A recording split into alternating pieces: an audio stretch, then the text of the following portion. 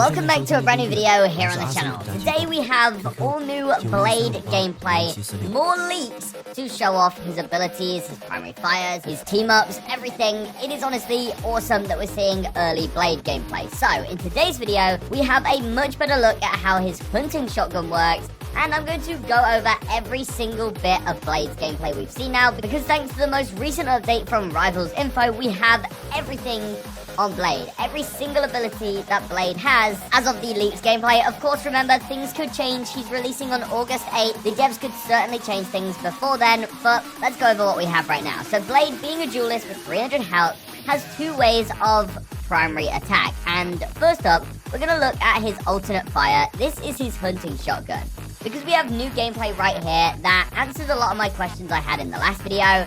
And we can see his hunting shotgun is this short, stubby little shotgun, and he holds his sword in his alternate hand at the same time. So if you melee, you can still use the sword, I'm pretty sure. But at this point, when you have the hunting shotgun out, it has 5 ammo, so it doesn't have too many shots before you have to reload, and it has a Roadhog-like effect. If you take a look, as I've been saying in the previous videos, we were yet to see gameplay of how the shotgun looked at range, but based on its description, it sounded like Roadhog's alternate fire from Overwatch, and this is exactly right. So when you shoot your shotgun at a certain range, and it looks to be about maybe 10 meters, I'm not sure, it's hard to gauge when you're not in the firing range at that one specific spot where it says the distances, but I think it's about maybe 10 meters. It will shoot one single shot, and after this range, it will then explode into a bunch of pellets, and you can see these are the pellets that will blast as like a shotgun burst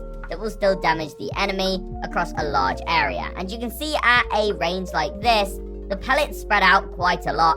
You can see even the pellets are hitting the wall all around Venom there. So at really far ranges, it's not going to be a great weapon to use. However, at the perfect range, if you hit someone right as the pellet explodes, just like with Roadhog and Overwatch, you will deal the maximum amount of damage. And you can see some of these shots do actually deal quite a lot of damage. Even fighting the Venom, think how much health Venom has here. He does deplete that health pretty quickly at a range that Blade's not really meant to be. From his abilities, he's meant to be up close, but if the enemy starts getting away, this means you can very easily switch to that shotgun, and as they're leaving, you can just finish them off with a couple bursts of this. It looks really, really good. So in this other gameplay here, we can see the shotgun in use again, and from close range, we can see that the pellet doesn't explode, and it's just one shot, and you can see the amount of damage it's dealing there, based on a body shot and a headshot. Of course, these numbers could change by the time he's released, but I think you will get the most potential when you're using him at that mid-range if you're going to be using the shotgun there. Now, we also have a look at his team-up ability. We know that when he releases, he should be getting one team-up at least with Cloak and Dagger. So he won't be a team-up anchor for this one. He gets the Cloak and Dagger team-up ability, and it's the exact same as Moon Knight. You can see he just places down the Shrouded Orb, and this will make him invisible. And just like Moon Knight, it should also heal you over time. Unfortunately, we don't see the gameplay of that, but we all know how this looks. But yeah, that is the first team-up he should be getting. Now, he might also end up being a team-up anchor and have another team-up, or maybe that will come a little later on. But it's awesome seeing even more gameplay showing those. And now we have a complete look at Blade. We can see exactly how he should play with all the context of all those abilities. So, primary fire-wise, we have his main attack is indeed Dracula's Sword. Obviously, we can see that is his main primary attack, and it seems to have a 4-slash combo. So you attack once, and then you do 2 attacks in quick succession, and then you do a 4th and final attack. And all 4 of those attacks seem to do about 165 damage, so they're doing about 40 damage with each hit, which is pretty good. And as I mentioned, if the enemy tries to escape, you can just pull out the hunting shotgun, and if you're hitting them at mid-range, you can easily deplete their health. Then we have his shift ability, the Step and Chop, and this will depend on which weapon you have active at the time. So if you have Dracula's Sword active, then you will do this spin attack, and this will deal a few hits of damage to the enemy if they're still within range during the entire animation. And it looks like each instance of damage does about 60 damage, and he hits the enemy 2 times in this spin, and it also knocks them back, so you can push enemies around with this, and at the same time, it should also inflict a slow effect onto the enemy, making it harder for them to escape.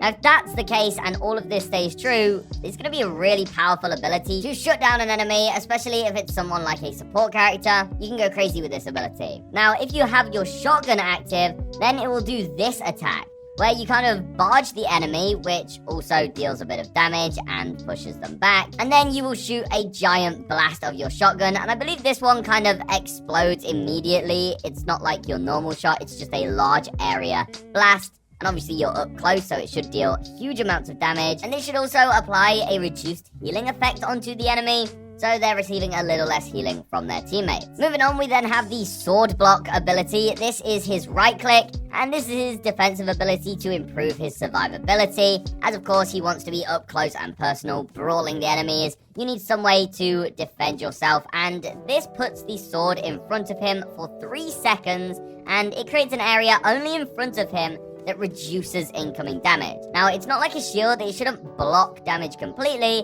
but it should reduce and absorb a decent portion of the damage that you take. Now, we don't know what the cooldown on this will be, so that will kind of depend on its effectiveness, in my opinion. But still, definitely great survivability and fits Blade's kit really well. Then we have his Blood Liberation, his E ability, his vampire form. This is his E ability. When you activate this, you will enter the vampire state for 8 seconds. Now, you'll be glowing red, and you have heightened sensors for this duration. It kind of looks like you can see enemies through walls. We don't have full confirmation on this just yet, and like I said, the devs can tweak the benefits that this form gives you, but it also changes your health into Dracula blood. This covers your health bar red, and it means that you have a lifesteal effect. So you cannot be healed by your teammates at this time. However, every bit of damage that you deal will heal back your own health.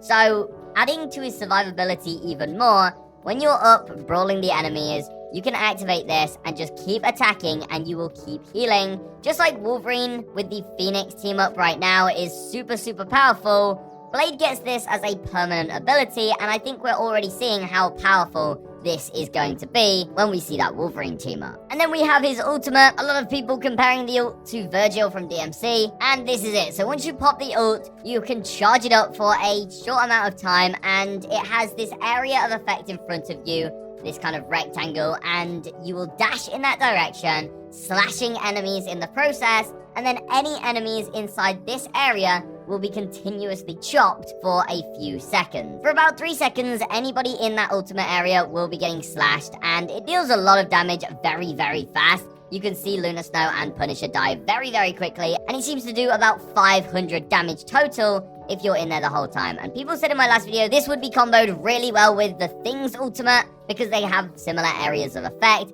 and I agree completely. The Thing Blade combo will be absolutely deadly. So there you go, guys. That is all of Blade's abilities. A great look at his team up and hunting shotgun thanks to Rivals Info with the new video today. And that completes everything we know about Blade based on the leaks at the moment. So what do you think of Blade's skill set? Will he make for a good fit in Marvel Rivals Season 3? And I'll see you guys in the next one. Goodbye.